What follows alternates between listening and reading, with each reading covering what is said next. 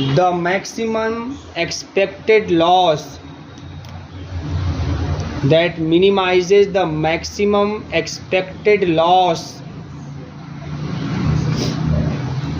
ठीक है, अब इसका मतलब समझिए यहाँ पे। इसका मतलब यह है कि देखिए ये 3x3 का मैट्रिक्स है, ठीक है ना। अब हम लोग बात करें सिंप्लेक्स मेथड की, तो सिंप्लेक्स मेथड में किस टाइप का प्रॉब्लम होगा, क्या इसका कॉन्सेप्ट है, ध्यान दीजिएगा।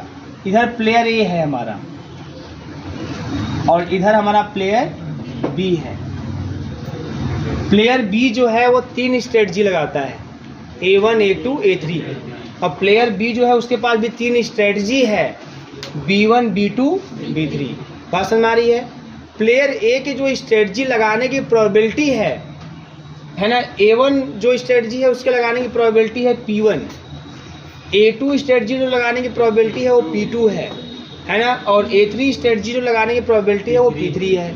इसी प्रकार जो है प्लेयर बी की जो स्ट्रेटजी है B1 B2 B3, B1 strategy जो लगाने की प्रोबेबिलिटी है, संभावना है, वो Q1 है, और B2 स्ट्रेटजी लगाने की जो संभावना है वो Q2 है, और B3 स्ट्रेटजी जो लगाने की संभावना है, जो प्रोबेबिलिटी वो Q3 है।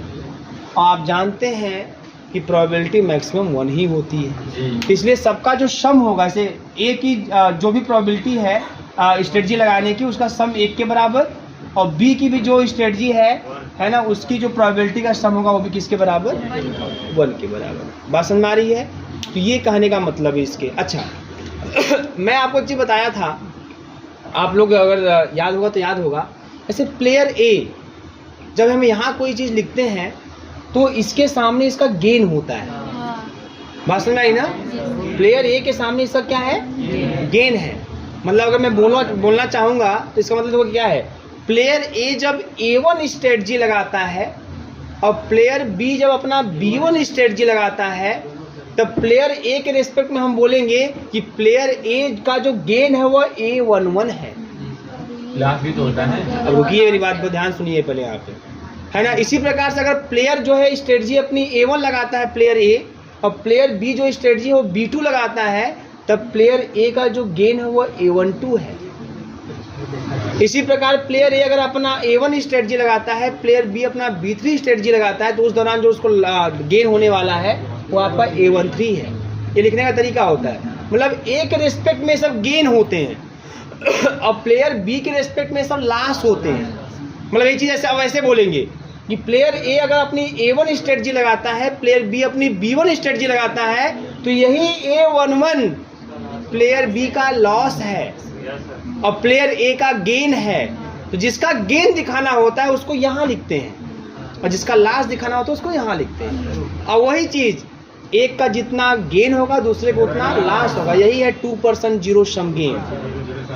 बात समझ में आ रही है ना। तो ये लिखने का जो तरीका होता है, पैटर्न बता रहा हूँ। बात समझ में आ रही है। लॉस गेन दोनों है, लेकिन जिसका गेन होगा उसको इधर लिखते हैं और लॉस वाले को इधर लिखते हैं। मतलब जो चीज़ ये चीज़ है ना, वो चीज़ इसके लिए गेन है और इनके लिए क्या है, लॉस है। तो प्लेयर ए जो लिखवाया गया आपको लाइन कि प्लेयर ए जो अपनी स्ट्रेटजी लगाता है जिसकी प्रोबेबिलिटी P1 P2 P3 है, वो स्ट्रेटजी लगा करेगा क्या, अपने गेन को मैक्सिमाइज करेगा। वही लिखवाया गया आपको, प्लेयर ए अपने गेन को क्या करेगा, मैक्सिमाइज करेगा। और प्लेयर बी जो है वो अपने लॉस को क्या करेगा, मिनिमाइज। कुछ कर रहे थे, कहो। सर जी होता है, काहे नहीं होता है सर। ये मैंने आपको उस दिन बताया था कि अगर आपको दिखाना है तो उसको इधर उसको उधर कर दो। वो तो उसी के रेस्पेक्ट में तो बताया था उसी दिन आपको। लिखते हैं हमेशा, लेकिन एक हमेशा गेन थोड़ी होता है। ये वही बात है। अगर ए के लास्ट को दिखाना है आपको तो ए को यहाँ ला के दिखाओ और बी को वहाँ ला के दिखाओ। पहले क्वेश्चन 2-3 क्वेश्चन लिखवाएं। देखो लिखाने की बात अलग है। ऐसे आपने कोई एग्जाम्पल ले लिया, एग्जाम्पल में आपने शो कर दिया कि इसको इतना लॉस इतना गेन। जब आपको इस तरह से मैट्रिक्स फॉर्म में जब लिखा जाता है कोई चीज़ ना, तो जो लिखने का तरीका होता है, अगर प्लेयर ए इधर लिखा गया है तो उसके गेन को इधर रिप्रेजेंट करते हैं और इसके लॉस को इधर रिप्रेजेंट करते हैं। हाँ हाँ सर जी, उसमें जैसे बताइए बताते हैं आप। जैसे ए और बी तरीकों पर है। हाँ। और हेड पाता है सर जी, तो ए को 8 रुपए का गेन होता है। हाँ। और सर जी अगर हेड और टेल आता है, हाँ, तो सर ए को दिखाओ, लिखियो ना दो।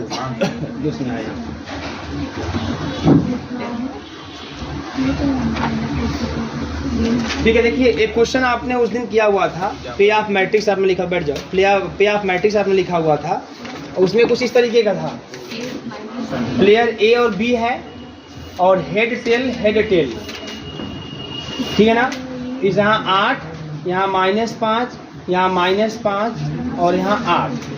तो इसमें आपने लिखा क्या हुआ कि अगर हेड आता है, ध्यान दीजिएगा, है ना, हेड आता है तो ए को गेन होता है ना 8 रुपए का। और फिर उसके बाद क्या लिखा हुआ है, हेड टेल, अच्छा टेल आता है, टेल आता है तब भी ए को गेन होता है कितने रुपए का, 8 रुपए का। और जब आपका हेड और टेल आता है, से हेड है और है ना, ए का हेड आया बी का टेल आया, तब ए का लास्ट -5, तो निगेटिव में लिखा गया ये चीज। उस दिन बताया था आप लोगों को, ये निगेटिव में लिखा गया है। अगर इसको पॉजिटिव में लिख दोगे तो उसके गेन को रिप्रेजेंट कर लेगा। तो यहाँ निगेटिव पॉजिटिव वाला खेल है। आपको बताया गया था अगर ये चीज आप उल्टा कर दो तब ये दोनों निगेटिव हो जाएंगे, ये दोनों क्या हो जाएंगे, पॉजिटिव। तो ये दूसरा मैटर है है ना। अगर इसको मैं प्लस कर दूंगा है ना, तो वो गेन वाली रिप्रेजेंट कर रहा है। तो यहाँ पे जो चीजें सब प्लस में बताई जा रही हैं आपको, तो वहाँ माइनस लिखा गया इसीलिए। पसंद आई ना। यहाँ पर ये को लास्ट तो हो रहा है ना। अरे यार तो लास्ट अभी इसी को देख रहे हो ना, यहीं पे देख रहे हो ना, यहाँ पे, यहाँ ध्यान दो, यहाँ पे प्लेयर एक मैंने बोला गेन हो रहा है। अगर मैं यहाँ माइनस कर दूंगा ना, तो अब यही चीज इसके लास्ट को रिप्रेजेंट करने लगेगा। बात समझ में आ रही है ना। तो निगेटिव साइन लगा दोगे तो उल्टा हो ही जाएगा पूरा। अगर आप पॉजिटिव में लिख रहे हो, देखो यहाँ पॉजिटिव में है ना, पॉजिटिव कन्फर्म है कि यह ए के गेन को रिप्रेजेंट कर रहा है और यही पॉजिटिव बी के लास्ट को रिप्रेजेंट कर रहा है। बात समझ में आ रही है ना। और निगेटिव में अगर आप कर देंगे तो ये कहानी उल्टा हो जाएगी तब। तो अभी हम पॉजिटिव की बातें कर रहे हैं, ठीक है ना। तो लिखने का तरीका यह होता है, अगर निगेटिव नहीं होता वहाँ पे तो सब गेन रिप्रेजेंट करता है, सब टोटल गेन रिप्रेजेंट करता है ना। अभी जैसे देखिए, अभी आपको नास इक्विलिब्रियम में भी जो आपको एग्जांपल बताया गया कि 5 बिलियन 3 बिलियन 2 बिलियन, खाली प्रॉफिट बताया गया है ना, सब पॉजिटिव। तो उसमें क्या करेंगे, तो उसमें ए का गेन होगा, बी का क्या होगा, लॉस होगा। तो लिखने का तरीका यही होता है। अब इसी को पलट दिया, मैं उस दिन बताया था आप लोगों को कि अगर यहीं आप पलट दीजिए है ना, आप ऐसे कर दीजिए -8 और 5 कर दीजिए, तब ऐसे केस में यही जो -8 है ना, तब यह क्या करेंगे, ए को लास्ट को रिप्रेजेंट करेंगे और बी के गेन का, सॉरी ए के 5 जो होगा वो ए के गेन को रिप्रेजेंट करेगा। तो यह चीज़ होता है। तो ये पॉजिटिव निगेटिव का दूसरा मैटर हो गया, ठीक है। और जैसे ही पॉजिटिव निगेटिव करेंगे पूरा कहानी पलट जाएगा। जहाँ गेन है वहाँ लास्ट हो जाएगा, जहाँ लास्ट वहाँ गेन हो जाएगा। और अगर ऐसे लिखा है, इन जनरल लिखा हुआ है इस तरीके से, सब पॉजिटिव इन जनरल लिखा हुआ है, तो इसका एक ही मतलब है, याद रखिएगा हमेशा, कि प्लेयर ए के गेन को रिप्रेजेंट करेगा और यही चीज प्लेयर बी के लास्ट को रिप्रेजेंट करेगा। जितना प्लेयर ए को गेन होगा उतना ही प्लेयर बी को लास्ट होगा। जब प्लेयर ए अपना A1 स्ट्रेटजी, प्लेयर बी अपना B1 स्ट्रेटजी लगाएगा, तो प्लेयर ए को A11 गेन होगा और प्लेयर बी को A11 लास्ट होगा। और जब इसी को न्यूमेरिकल वैल्यू देने जाएंगे तब वहाँ पॉजिटिव नेगेटिव सबका अपना करना चालू कर देते हैं। बात समझ आ रही है। तो ये चीज़ आपको लिखा गया। और वही चीज़ फिर आपको ये भी लाइन में लिखवाया गया है कि प्लेयर ए अपनी जब स्ट्रेटजी लगाता है जिसकी प्रोबेबिलिटी इतनी है, तो वो लगा के क्या करेगा, अपने गेन को वो मैक्सिमाइज करेगा। और प्लेयर बी क्या करेगा, अपनी जो स्ट्रेटजी B1 B2 B3 है जिसके लगाने की प्रोबेबिलिटी Q1 Q2 Q3 है, वह लगा कर क्या करेगा, अपने लास्ट को मैक्सिमाइज करेगा, सॉरी लास्ट को मिनिमाइज करेगा, गेन को है ना मैक्सिमाइज और लास्ट को मिनिमाइज। यही आपका पूरा ऑपरेशनल रिसर्च का कॉन्सेप्ट है। बात समझ में आ रही है। आगे बढ़िए। अब लिख लिया आप लोग, कोई दिक्कत नहीं ना है। हाँ, ये सब कुछ नहीं है, इसको लिखने की जरूरत नहीं है, तो ऐसे लिखा रहा हूँ आपको, खाली मेन आपको क्वेश्चन पे बात करनी है, ठीक है। तो अभी की स्टेप फर्स्ट, तो ऐसा समस्या आपके सामने रहेगा। आप कैसे लगाएंगे, तो स्टेप फर्स्ट लिखिएगा। Step first, find the minimax and maximin value from the, step first में लिखिएगा फाइंड द, स्टेप फर्स्ट में लिखिए find the minimax and maximin, find the minimax and maximin value from the given matrix value from the given matrix value from the given matrix। पहला काम क्या रहेगा, आपको उस मैट्रिक्स से आप मैक्सिमिन और मिनिमैक्स वैल्यू फाइंड करिए। Step 2, the objective of capital A, the objective of capital A is to maximize. Gain को क्या करेगा वो? मैक्सिमाइज ना।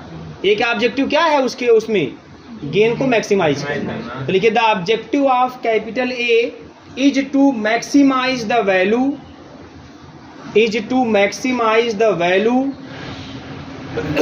which is equivalent to, which is equivalent to minimizing the value, which is equivalent to minimizing the value 1 upon v, minimizing the value 1 upon v। मतलब v को maximise कहें चाहे 1 upon v को मिनिमाइज करें, बात एक ही आने वाला है। बात समझ में आ रही है ना? Minimizing the value 1 upon v। देखिए the LPP is written as, the LPP is written as, कैसे लिखेंगे LPP को? Minimum 1 upon v is equal to P1 upon v plus P2 upon v plus P3 upon v and constants, जो भी constants बनेंगे greater than or equal to 1, that is minimum 1 upon v बराबर आप लिखेंगे, इस P1 upon v को लिख दीजिएगा x1, इसको लिख दीजिएगा x2 और प्लस का x3 and constants greater than or equal to 1। ये ऐसे आप LPP बनाएंगे। हो गया? देख लीजिए, समझाना बहुत ईजी, कुछ है नहीं। एंड कॉन्स्टेंट्स, अभी कॉन्स्टेंट कहाँ से बनाएंगे? उस टेबल से, जो टेबल दिया जाएगा आपको, में जो मैट्रिक्स दिया जाएगा। ठीक है, आगे लिखिए similarly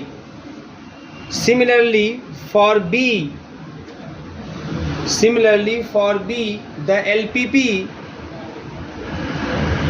the LPP as the dual DUAL as the dual of the above LPP, as the dual of the above LPP। तो मालूम क्या होगा? अच्छा, ये चीज किसके लिए है? प्लेयर ए के लिए है। बात समझ आ रही है? जब यही प्लेयर बी के लिए लिखने जाएंगे, मालूम क्या होगा बेटा? ये जो मिनिमम हो क्या हो जाएगा? मैक्सिमम। बात समझ आ रही है कि प्लेयर बी क्या करेगा? प्लेयर बी अपने लास्ट को मिनिमाइज, मतलब जो वैल्यू है भी, जो लास्ट मतलब उसको भी की लास्ट हो रही है ना, तो भी को क्या करेगा? वो मिनिमाइज, या 1 upon v को क्या करेगा? मैक्सिमाइज। बात समझ में आ रही है? 1 upon v को मैक्सिमाइज, तो मैक्सिमम 1 upon v। बात समझ में आ रही है? इज इक्वल टू, तो यहाँ जो भाई Q1 है, यहाँ b की जो प्रोबेबिलिटी है स्ट्रेटजी की, वो Q1 Q2 Q3 है, तो Q1 upon v plus Q2 upon v और प्लस का Q3 upon v, और यहाँ पे जो कॉन्स्टेंट्स होंगे, कॉन्स्टेंट्स वो आपका ग्रेटर देन है ना, तो less than or equal to 1, ये आपका हो जाएगा। अब एक चीज़ और ध्यान दीजिएगा, या इस चीज़ को हम ऐसे लिखते हैं, that is maximum 1 upon v is equal to, इसको y1 plus y2 plus y3 and constants is less than or equal 1। अब देखो ये जो है ना, ये आपका, अगर मैं बोलूँ इसको इक्वेशन नंबर फर्स्ट, ये पहला LPP और ये आपका दूसरा LPP। तो जो 2 है ना, 2 इज नोन एज डुअल। आप अभी आप जब 6th सेमेस्टर में जाएंगे, जब वहाँ पढ़ेंगे तो आपको पढ़ाएंगे एक चीज़ और, dual programming problem. Dual programming problem मतलब समझते हैं? मतलब समझिएगा, थोड़ा सा हल्का समझ लीजिए। डुअल प्रोग्रामिंग प्रॉब्लम मतलब यह होता है ना, जैसे कि जब हम भी कोई LPP देखते हैं तो वह LPP या तो मैक्सिमम करके दिया होगा या तो मिनिमम करके। LPP मतलब लीनियर प्रोग्रामिंग प्रॉब्लम, ये लीनियर है ना, पूरा लीनियर ही है ना। तो जो LPP आपको दिया जाएगा ना, जब आप वहाँ पर पढ़ेंगे, तो कोई भी LPP या तो मैक्सिमम करके लिखा होगा या तो मिनिमम करके लिखा होगा। मैक्सिमम जेड, मिनिमम जेड ऐसे लिखा होगा। मैक्सिमम है, इसका मतलब वो क्या कर रहा है? गेन को मैक्सिमाइज कर रहा है। और मिनिमम मतलब क्या होता है? लास्ट को मिनिमाइज कर रहा है। तो अगर मैं कहूँ गेन को मैक्सिमाइज, तो मैं ये भी कर सकता हूँ लास्ट को मिनिमाइज। अगर आप गेन को मैक्सिमाइज कर रहे हैं तो उसके साथ साथ एक समस्या और लगी हुई है कि मतलब लास्ट को आप मिनिमाइज कर रहे हैं। ऐसे इसी जो आपका बनाया था मैट्रिक्स, उसमें आप ए के गेन को दिखा रहे थे, लेकिन वही चीज़ बी के लास्ट को भी रिप्रेजेंट कर रहा है। और उसी चीज़ में ए स्ट्रेटजी लगा के अपने गेन को मैक्सिमाइज कर रहा है, बी स्ट्रेटजी लगा अपने लास्ट को मिनिमाइज कर रहा है। मतलब आप कहेंगे एक को, लेकिन साथ साथ दूसरा प्रॉब्लम भी चलता रहता है। आप भले एक ही बात कर रहे हैं कि ए गेन को मैक्सिमाइज कर रहा है, लेकिन उसी प्रॉब्लम के तहत बी अपने लास्ट को मिनिमाइज भी कर रहा है। तो ए का जो है ना एलपीपी, वो तो वो अपना है, बी का भी एलपीपी है, तो आप ए की बात करेंगे उसके साथ बी की भी एलपीपी बनती जाएगी। और इसको इसका बोलते हैं डुअल, है ना, ये दोनों डुअल कहलाते हैं। इस तरीके से दोनों साथ में चलते हैं तो डुअल प्रोग्रामिंग प्रॉब्लम के तहत, इसलिए बोला गया आपको डुअल। मतलब ये जो सेकेंड एलपीपी है ये फर्स्ट का क्या है, डुअल है ना। तो second is known as dual of first, dual of first. बस अब कहानी खत्म भैया, नौटंकी खत्म। अब आएंगे हम मेन क्वेश्चन जो आपके एग्जाम में पूछेगा। अब गारंटी ये क्वेश्चन एग्जाम में आएगा, और इसी भी गारंटी कि आप लोग बड़े आराम से मजाक में सॉल्व कर देंगे। ठीक है, कोई समस्या नहीं होने वाली है। चलिए, हो गया है। अब क्वेश्चन लिखिएगा बेटा आप। बोलिए। मैक्सिमाइज हो रहा है, गेन हो रहा है, हाँ, तो मिनिमम होने पर भी